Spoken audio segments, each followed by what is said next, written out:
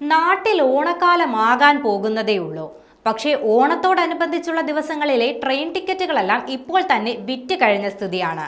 അവധി ദിവസങ്ങളിൽ ട്രെയിൻ ടിക്കറ്റുകൾ മുൻകൂട്ടി ബുക്ക് ചെയ്യുന്നവരാണ് നാട്ടിൽ നിന്ന് അകലെ താമസിക്കുന്നവരെല്ലാവരും. ഓണക്കാലമാകാറായതോടെ നാട്ടിലേക്ക് പോകാനായി മുൻകൂട്ടി ടിക്കറ്റ് ബുക്ക് ചെയ്യാനുള്ള തിരക്കായിരുന്നു കഴിഞ്ഞ ദിവസങ്ങളിലെല്ലാം.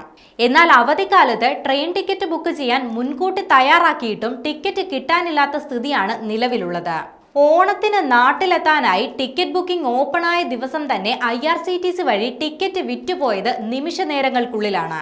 കേരളത്തിലേക്കുള്ള പല ട്രെയിനുകളിലും വെയിറ്റിംഗ് ലിസ്റ്റിൽ പോലും ടിക്കറ്റ് കിട്ടാനില്ലാത്ത സ്ഥിതിയാണ് നിലവിലുള്ളത്. സെപ്റ്റംബർ 4, 5, 6, 7 തീയതികളിലാണ് ഓണം വരുന്നത്.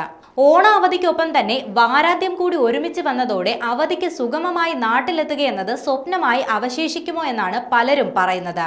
ബാംഗ്ലൂർ, മുംബൈ, ചെന്നൈ തുടങ്ങി മലയാളികൾ ധാരാളമുള്ള നഗരങ്ങളിൽ നിന്നാണ് കൂടുതൽ പേരും ടിക്കറ്റ് ബുക്ക് ചെയ്തിരിക്കുന്നത്.